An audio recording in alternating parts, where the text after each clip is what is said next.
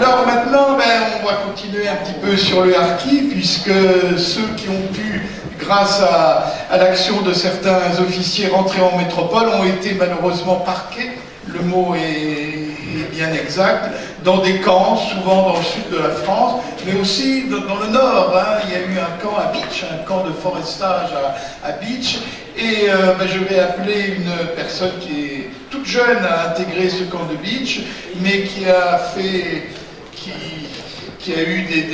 en est sortie par le haut, si je puis dire, puisqu'elle a été membre du Conseil économique, social et environnemental. Elle travaille dans les services sociaux de la collectivité d'Alsace.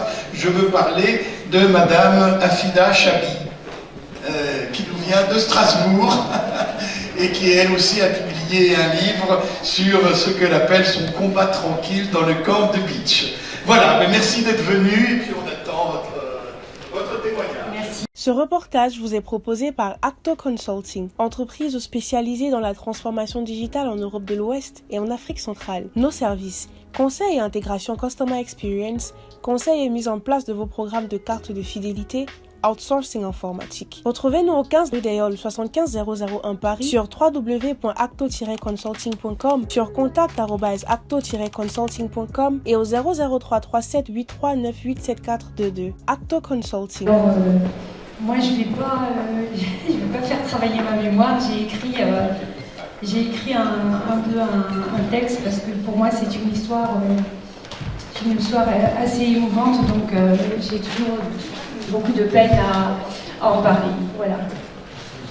Je vais me présenter peut-être. Donc, je suis Afida Chabi et j'ai vécu dans le camp de Beach en Moselle. Et actuellement, je travaille à la collectivité européenne d'Alsace en tant que travailleur social d'insertion. Alors, à la fin de la guerre d'Algérie, en fait, la guerre d'Algérie a poussé les anciens supplétifs de l'armée française ainsi que leurs familles à s'exiler sur le sol métropolitain dans des circonstances dramatiques. Comme tant d'autres familles, nous avons fait la traversée en bateau et nous sommes arrivés à Marseille en juillet 62. Arrivés à Marseille dans la nuit, nous avons été accueillis et en fait on nous a transportés dans des camions militaires sans savoir vers quelle destination on allait. Aucune information. Nous avons traversé une partie de la France sans la voir. Certains d'entre nous dormaient à même le sol, d'autres assis par terre ou d'autres sur des bancs en bois, ou alors debout, durant toute la traversée. Ce trajet fut long, très long. Les enfants pleuraient, d'autres dormaient dans les bras de leur mère. Près de 900 kilomètres parcourus toute la nuit, des heures interminables. Le voyage était silencieux, sans doute beaucoup trop de peine ou d'angoisse chez la plupart des personnes. Nous sommes finalement arrivés dans un camp, situé dans une forêt, un camp militaire près de rien, aucune habitation, des bâtiments inhabités, insalubres, certainement pas habités depuis très longtemps. On nous demande de nous installer dans ces immenses pièces et chacun avec son carré. Ensuite, en nous distribuant des couvertures militaires qu'on devait poser à même le sol pour dormir. Les immeubles étaient vraiment très vétustes, en très mauvais état. Les conditions d'accueil étaient tout particulièrement difficiles. Hommes et femmes étaient contraints de partager les sanitaires, douches et toilettes. Les locaux ne disposaient d'aucune clé. L'intimité n'existait pas. Le camp était loin de la population et d'autres habitants.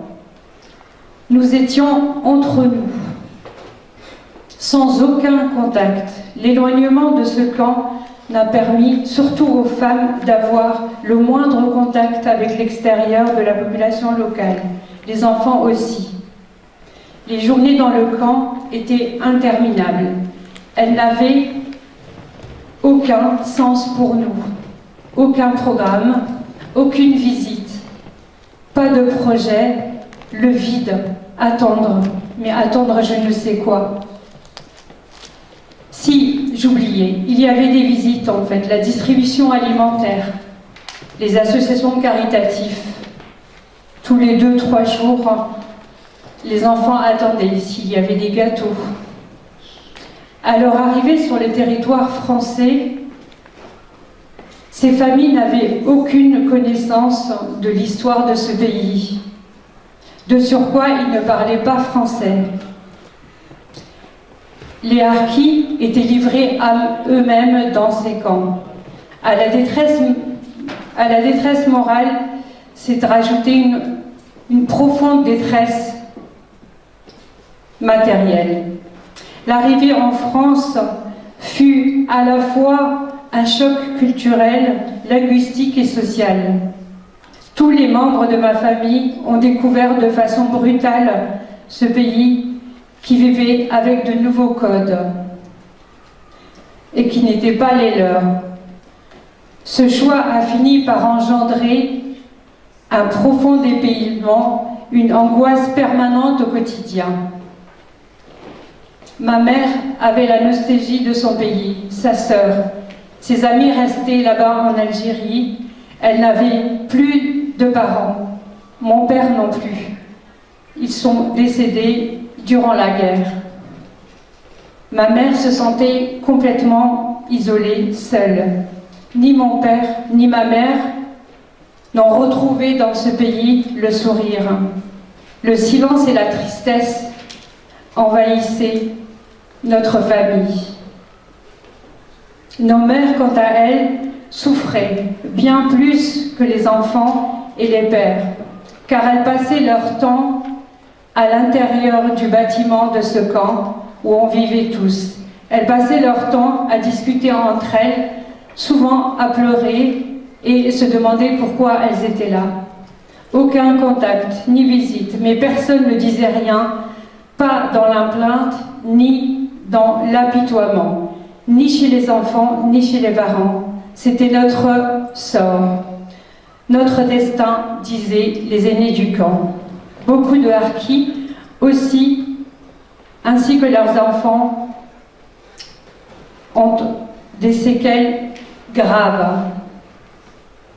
Les enfants ayant vécu dans ce camp ont connu la détresse morale de leurs parents.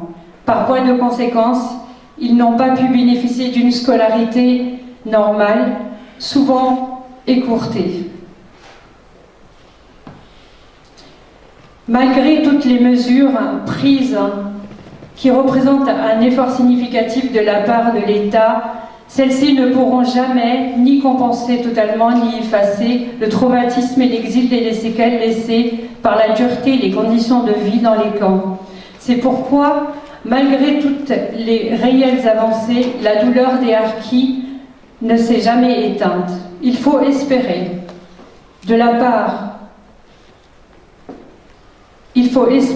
que de part et d'autre de la Méditerranée, les nouvelles générations s'emploieront à déployer et à apaiser ces ressentis encore vivaces et à entrouvrir des perspectives de réconciliation durable. Il est essentiel que l'histoire des harkis, qui fait partie intégrante de l'histoire de France, soit promue en toute objectivité. C'est sans doute le plus sûr moyen d'honorer à la fois l'honneur et la mémoire des harkis et de leurs familles et de témoigner à leurs enfants qui font partie intégrante de l'histoire de France. Je vous prie de m'excuser, je suis un peu émue, donc voilà.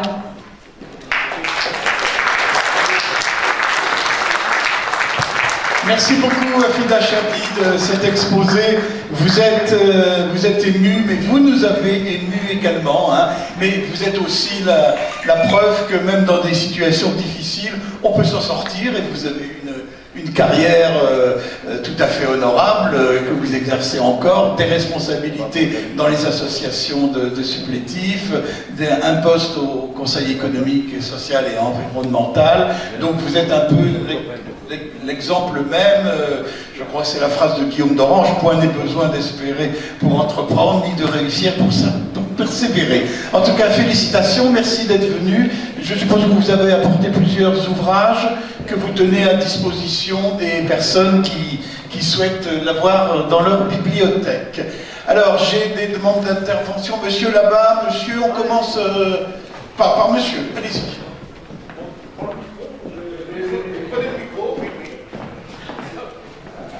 Oui, bonjour, je me présente, Denis Chesne, je suis un ancien officier de la marine et j'ai servi 2 ans en Algérie comme fusilier marin en 1960 et 1961. Et en 1962, compte tenu des événements d'avril, etc., je me suis retrouvé comme la Légion étrangère envoyée à Madagascar, parce que j'étais très loin. Ce qui n'a pas empêché de raconter un peu ce qu'a fait la marine avec l'ensemble peut-être des marins qui se sont mobilisés pour faire ce qu'on appellerait aujourd'hui du lobbying.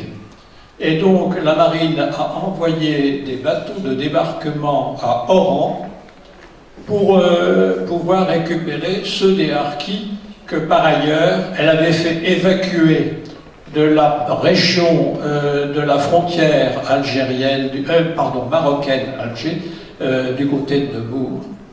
Et donc elle a ramené beaucoup de harkis à Oran, et là elle a envoyé des bateaux, des barges de débarquement pour les emmener en France. Pendant ce temps-là, il y a eu une mobilisation de tous ceux qui avaient servi en Algérie, qu'ils soient mobilisés de carrière ou mobilisés parce qu'ils faisaient leur service. Et nous avons pu, à ce moment-là, acheter un territoire à l'Argentière dans l'Ardèche pour pouvoir les faire accueillir.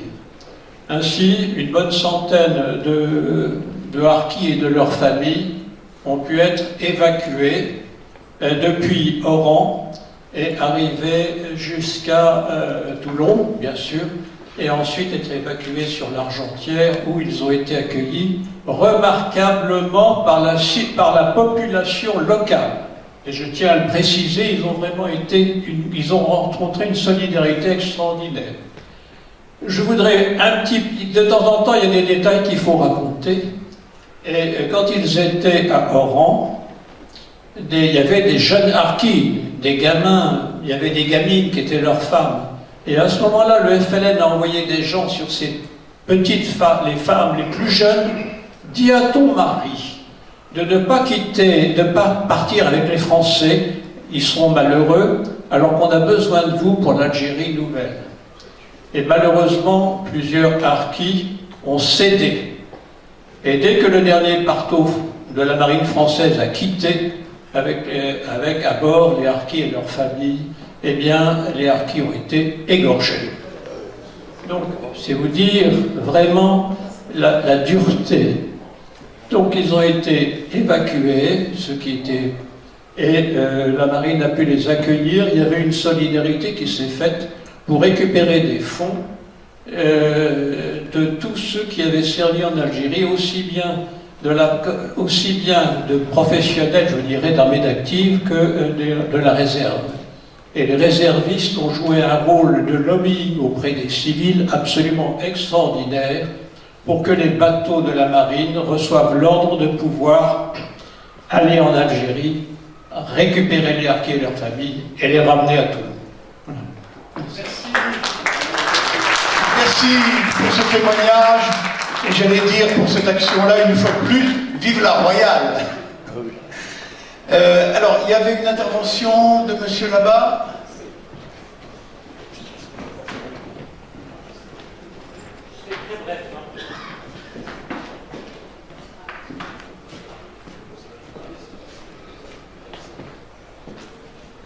Je me présente, Lazare Paul, toute l'année 61, enfin j'étais engagé volontaire, 61 à Paris, en France, et 62 en Algérie, dans le Constantinois. Je ne sais pas s'il y a des anciens du Constantinois ici. Mais enfin, bref, oui. Bon, alors vous connaissez Tellerma? Oui. Bon. Moi, j'étais dans le camp de Tellerma 8 mois. À partir du mois de juillet, sont arrivés tous les harkis qui descendaient des Aurès. Ils se promenaient que la nuit, femmes, enfants, à moitié nus, sans avoir mangé pour ne pas être égorgés tout le long du trajet jusqu'à Tellerma. Tellerma, c'est à 40 km de Constantine. Bon, nous on avait notre rôle, heureusement qu'il y avait le premier béret vert qui était venu en renfort, parce que nous avons peut-être été égorgés aussi, c'est rien. Tout autour du camp du Barbelais, quand arrivaient ces familles de harkis, ils étaient égorgés et laissés sur les grillades. Et nous, avec il y avait des gens des militaires de l'aviation, on passait tous les matins pour ramasser tous les corps. Après, j'avais que 18 ans et demi, ben, vous savez, j'ai même envie de pleurer. Et, alors oui, dans le camp des harkis à Tellerma, il y avait 1500 harkis, femmes, enfants, toute la famille. On les voyait tous les matins, tous ces gens-là. On levait des couleurs françaises. Ils étaient au garde-boue, on levait des couleurs françaises. Et nous avions peut-être une cinquantaine de militaires. C'était 4 ou 5, près d'eux. Bon, ça c'est une chose. Sur les 1500, il y en a 500 qui ont pu partir et 1000 qui sont blessés. Bon, voilà. C'est pour ça, madame. Jusque moi, les harkis, je les ai ici. Merci beaucoup. Un témoignage émouvant qui prouve que les harkis ont pu compter quand même sur une certaine solidarité au sein de la population française. Est-ce qu'il y a des questions directes à Fida Chabi sur sa vie, la façon dont elle...